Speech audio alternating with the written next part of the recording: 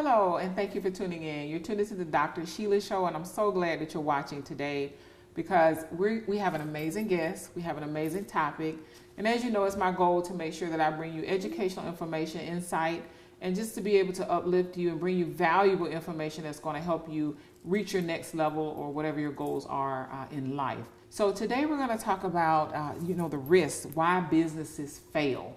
And Dr. Anthony Miles is my guest. Dr. Miles, welcome to the show. Thank you for having me. I appreciate it. Thank you so much for being Williams. here. Yes, thank you for being here. Can you please, I don't like to read off the bio. I like for my guests to introduce yourself and you tell us who you are and what it is that you do. Sure, I'll give you the cliff notes. I'm from San Antonio, Texas, born and raised. I come to Atlanta about once a year. Award-winning professor, award-winning statistician, award-winning researcher, best-selling author, a nationally known marketing and startup expert. I've been interviewed in Forbes magazine. I've been interviewed in Huffington Post. Been interviewed in the San Antonio Business Journal. Been on TV, and a little bit of this and a little bit of that. Wow, that's amazing. Thank you. That's definitely amazing. I have a strong support system. Okay. Got a daughter in medical school. Got another daughter wants to be a criminal. Forensic scientist. She likes to watch how people turn into criminals. Okay. Okay.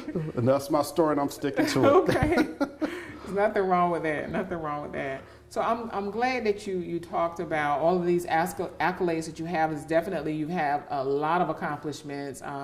Very knowledgeable in what you do. I always ask my guests to please share either a personal or professional, whichever one is you feel most comfortable with. Probably sharing a challenge that you have faced and how you were able to overcome that challenge, if you don't mind. A challenge in my life and my development as where I got to. Personally or professionally, either one. Oh, let's see. I can name so many. One of the challenges that I had was I had a low self-esteem that I didn't think I was smart in school. And I had my uncle and my parents. My uncle graduated from UCLA, and he was a statistician, and they told me I wasn't good in school and math. And then my uncle showed me the beauty in the art of statistics, and I like statistics, and I actually became published in it, some of my work. Wow. And that was a struggle. Sometimes you have to be careful about what you tell your children, and you have to deprogram them when they get from school, and telling the kids they're not good at something, and you don't understand that child when you're sitting in a class full of 30 kids. How dare a teacher tell a student that they're not good at something? That is so true. So true. Yes. And that lets us know there's power in words. Yes. But then also, not to, be very cognizant and careful about the use of your words and the things that you say, because you can build a person up or you can tear them down. Absolutely. Just as quickly. So, statistician, I obviously took some statistics courses in my educational career. Cool. And definitely with the doctorate degree, I had to definitely use some statistics there. So that's I not like easy. you already. It's not easy. I can tell you that I like much. you already. Thank you. I'm sure I'm not as well versed in it as you. Oh, but it's easier than you think it is. Yes. If I showed it to you, you'd be doing it in your sleep. Let's talk about the five forces of entrepreneurial risk. Sure. Tell us about that, because I'm not familiar, and probably most of the viewers don't know what that is. So explain it to us. Sure. When I was doing my doctoral research, I studied 500 plus small businesses in the area. And based on my research, I actually won a fellowship for my doctoral work. They flew me to Anaheim, California, and I was one of 17 of the top researchers in the field of entrepreneurship. Oh, wow. And my work, because my work was so unique, there were no business books on entrepreneurial risk. So my book and my research was one of the first. Okay. So I identified 5 basic characteristics of entrepreneurial risk. Basically, it's personal characteristics, intangible operations, enterprise operations, market climate, and environmental risk. Wow. So risk are 5-prong issue that deals with some of the businesses, and those risks, if they're not managed properly, can cause a business to fail and failure to be profitable, to make profitability. Okay. Wow. That's very interesting. I would say you said 500. Small businesses? It was actually more, but it was about 500 plus. Wow, wow. And Yes. how long did it take you to do that? About, let's say, a year. Okay. I developed my own instrument based on 20 business books that I read in accounting, finance, marketing, management books, and I was in economics books, and I was curious about why businesses fail or why businesses become unprofitable. So when I studied risk, I looked at risk patterns, and I developed a model called the Entrepreneurship or ERO Index. Okay. And I could look at an index and tell how risky a business is. Oh, wow. And I developed it over a course of 6 months to a year. Wow, and just that short of amount of time. That's great. Well, it was some struggles. The people on my dissertation committee were not supportive at all Right, right. until I won a fellowship for my doctoral work. And then they changed their mind. Yeah, everybody wants to be with a winner. Right, of course, of course. Well, we're going to continue our conversation. I'm glad that you're here. We're going to talk about the personal risk when we come back. Sure. But we're going to take a quick break here on the Dr. Sheila Show, where we believe that your thoughts become your reality. So please stay tuned. We'll be right back.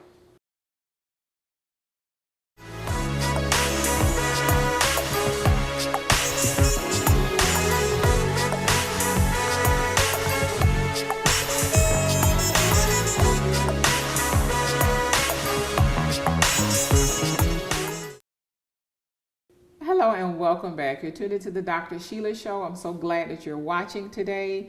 We're continuing our conversation with Dr. Miles today, and I want to specifically ask you about the personal characteristics. Let's talk about the personal characteristics and go a little bit deeper into those. Sure. When I was doing research on the 5 forces of entrepreneurial risk, personal characteristics tend to deal with the entrepreneur, like your age, your gender, your ethnic background, how much experience you have in the industry, what's your work experience, those type of things. And one of the surprising things that I found out in my research was that those things did not matter in terms of success. Gender did not matter, ethnicity did not matter. Only thing that did matter was industry experience. Okay. And if you don't have industry experience, it can be a problem because you're venturing into an industry that you don't know, and you don't know all the characteristics of what drives the industry. So that could be a risk, and you're asking for trouble if you don't have any experience in the industry. Okay. And I'm glad that you stated that, because you're the statistics man, but we often see the statistics. But I know, with my little bit of knowledge of statistics, that depending on the way in which they are presented, we can present facts in different ways. Yes. So you often find that there will be some statistics that show, say for instance, a particular group, ethnic group, Yes. is not successful, is not as successful as another. Yes. Or a certain gender is not as successful as another. So you're saying that that's not necessarily the case. Absolutely not. That was one of the surprising findings in the research that I uncovered, was gender was not a factor in terms of the risk patterns. And I did a follow-up study comparing female entrepreneurs with male entrepreneurs, and I could not find anything statistically significant that said that males were any more successful or females had any more stronger risk patterns than males. And that was one of the positive things that came out of the research. That is very positive. So perhaps that research will go and be very instrumental in bridging that wage discrimination gap that we have between males and females. Still, that there is definitely a discrepancy in the pay rate of females as it is opposed to men. Absolutely. One of the things that was surprising in the findings were that women were just likely to be successful entrepreneurs as males. A lot of it has to do with where you're fishing and what pond you're fishing in. Did you find a gap in the industry? Okay. And most women start businesses that are well needed, or there are gaps in the marketplace, and they've been very strategic. Has there been some female businesses that failed? Well, yeah, but they have not failed any more than males. Right. So that's one of the great interesting findings that came out of the research. Wow, thank you. Thank you for sharing that. Thank Tell you. us about the Welcome. intangible operations. What exactly is this? Intangible operations deals with the things that affect a business that are outside of the business that are not necessarily in the business, like your business name. Do you have your business trademarked? Do you have, is your business, do you have all the legal aspects of your business taken care of? Like, do you own the name to your business? Is your name registered? Is the business legally protected? Is the business in compliance with the government? Those type of things. The things that affect the business on the outside are the things that can affect the business on the inside. Okay. So when we talk about an example of that would be, what if you have a name, I'll be hypothetical, Dr. Williams business, and you find out that somebody has the same name, so you printed all of these shirts up and your business cards, and then you get a cease and desist letter. Oh, wow. They say you can't use the name. We're issuing you a cease and desist letter. If you continue to use a business name, well, we will litigate this matter in court. So now you have to shut the business down with the name. You have to start over, so you just killed your brand. Right. So that would be considered an intangible operations risk. Oh, wow. I see. I see. Thank you for explaining that. Oh, absolutely. I think I have mine in order, but I'll double check that. I'm glad that you're here today. Absolutely. Let's talk about enterprise operations and what that means. Enterprise deals with the things that are inside of the business, like your analytics, like your customer turnover. In case you have a business that's a non-production type of business, a non-manufacturing business, so you have to measure your business based on analytics like customer turnover, customer recency, how many times a customer visits your business, and then they have a metric and analytic in statistics called customer batting average. Think of it like this: just because a customer visits your website doesn't mean they buy anything. So it's the same thing with a brick and mortar business. They can visit your business and turn around and walk out. So your customer batting average would be considered low. So those are the things that you want to pay attention to. Labor cost is another enterprise operations risk. How many people do you have working, and then can you justify all of those people working? It justifies the profitability. So what you think of enterprise operations risk are the metrics and analytics that deal with the inside of the business and the profitability. Wonderful, wonderful. Thank you for sharing that information. You're quite welcome. You mentioned, that you are an author. Yes. How many books have you written? Risk Factors and Business Models, my latest book, and I have another book coming out. So I'm a 2-time author. I'll be a 3-time author this year. I have a new book coming out this year called How to Get Away with Murder in Marketing. Oh, I love it. Okay. Oh, thank you. That's exciting. I'm negotiating with a publisher, and I have a literary agent, and it's a 250-page book, and the book is about forensic marketing. How to apply the field of forensics to marketing and how to problem solve for marketing. That's very interesting, very interesting. Well, you have so many amazing things that are going on, so many amazing things that you've already accomplished. A little bit. Yes, I'm learning a lot here today, so I'm glad that you're here. Oh, thank you. And I'm sure that all of the viewers are learning as well. We're going to continue our conversation with you, Dr. Miles.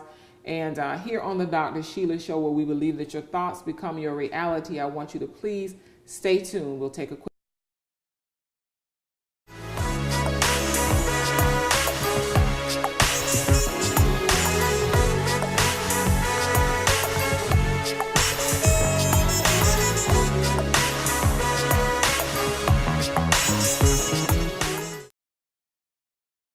raised in San Antonio, Texas.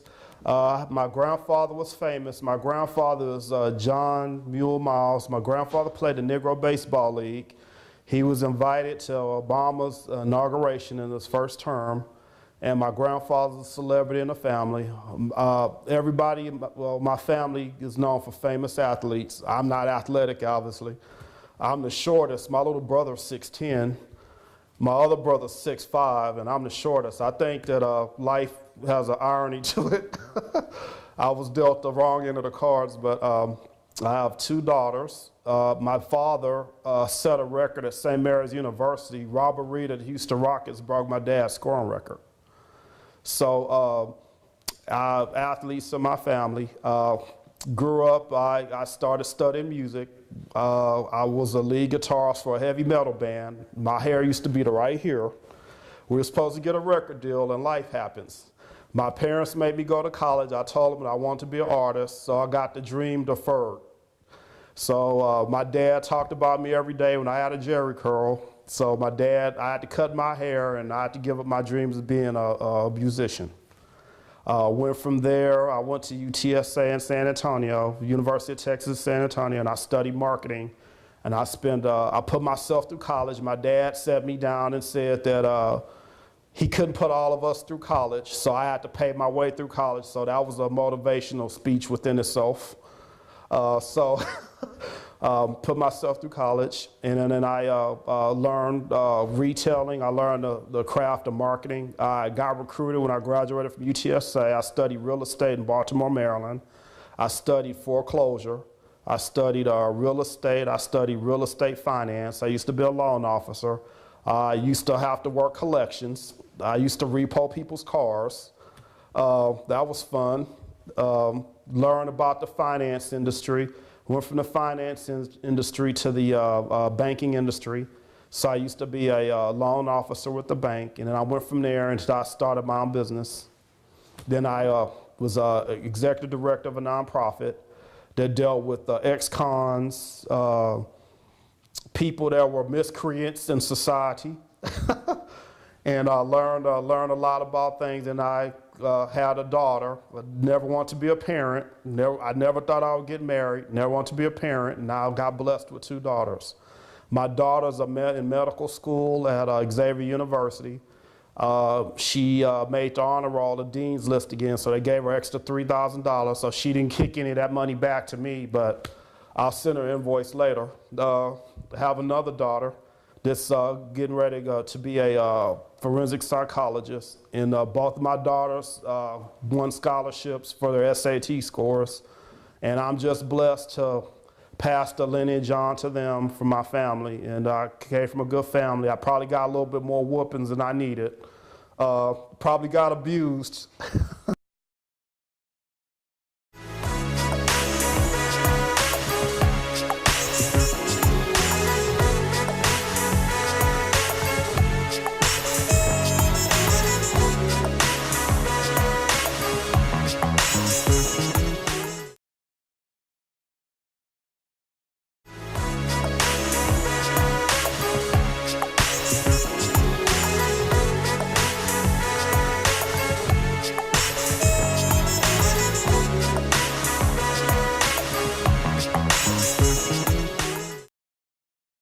Hello and welcome back. You're watching the Dr. Sheila Show, and I'm your host, Dr. Sheila. Thank you so much for tuning in with us. And if you've been with us for the first part of our show, I know that you have thoroughly enjoyed it. We're continuing our conversation with Dr. Miles here with us today. And I want to ask Dr. Miles, what is Mr. Market and why is it important? Mr. Market is a concept, a theoretical concept. It's an allegory that I got from Warren Buffett. Actually, not Warren Buffett, his mentor, Philip Graham at Columbia University. And basically, Mr. Market is a concept used in finance. Mr. Market is used to talk about when you approach the marketplace, you need to heed the advice of Mr. Market. Mr. Market, when you want to enter the marketplace, will tell you whether your product is viable or not in the marketplace. Okay. So if you have a new product you want to put in the marketplace, Mr. Market will say, no, you're not ready. Right. And you don't heed the advice of Mr. Marketing and put a product on the market that's most likely going to fail. Right. So Mr. Market was used in finance, so I applied them to the field of marketing and entrepreneurship. Okay. And so when we say you need to heed the advice of Mr. Market, what is Mr. Market telling you? Mr. Market is telling you your product is not ready for the marketplace. Amazing, amazing. I like that. I need to get to know Mr. Market, and yes. I think that's awesome.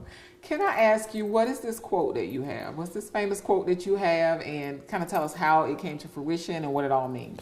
All businesses are guilty until proven innocent. Mm-hmm. If you think about a criminal going to trial, he's innocent until proven guilty. Correct. Well, it's flipped around when you deal with a business.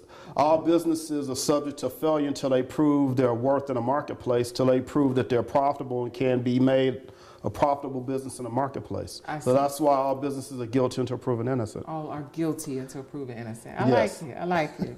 Did you put a trademark on there? No, I bought it from a venture capitalist, and I've been putting my name on it. Okay, good. Let's talk about as well the failure facts. Let's talk about that. Okay. What are they? What does that mean?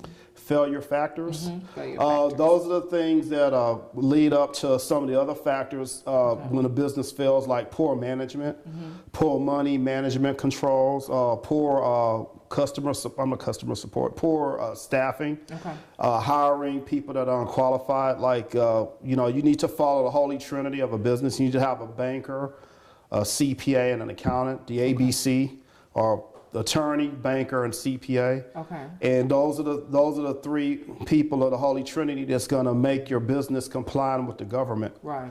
And if you don't stay in compliance with the government, you get in trouble. So you have to have a CPA. The attorney protects you legally so you don't get sued. Like if you hire somebody, go on a job, and they go steal something out of somebody's house, like a big flat screen TV, and say they didn't know it was there, well, you could the business gets sued. You're legally responsible for that person that was working for you. Okay. So you have to be legally responsible. And the banker is the money guy. Right. The banker helps you with financing, a line of credit, those type of things. And so you want to have your Holy Trinity in order. So the failure factors is lack of financial control, poor management, incompetent management also. And poor market, I would say when you misfire in the market, you're trying to put a product out in the marketplace that's obsolete, or the product is no longer needed in the marketplace. So that would be considered a failure factor. I see. So I guess if we talk about the failure factors, let's talk about the success factors as well. I would say the opposite of that, but fertile ground would be what I could leave you with. Always look for fertile ground when you're trying to find a business or put a business out of the market. You want to look for fertile ground. You want to look for gaps in the marketplace, meaning if everybody's going here, you want to be the contrarian. You want to go over here. Okay. Because if everybody's fishing in that pond, you want to fish in another pond. So if it's less fish in this pond, you want to find more fish in another pond. Okay. So those are some of the success factors, and there could be many more, but competent management is one. Competent people that can do money management, strong customer service support, meaning when somebody returns something or has a problem with the business, how quickly do you resolve it? Okay. But one of the keys is also a strong strategic planning. Okay. How do you plan for the next 5 years? How do you plan a business in case there's shifts in the say government regulation, if they have a new law that's enacted, new litigation, how does your business respond to it? Can your business sustain new entrants into the marketplace? Like, say if you're MySpace, you didn't anticipate Facebook, you didn't anticipate YouTube, you didn't anticipate all those other Instagrams. Right.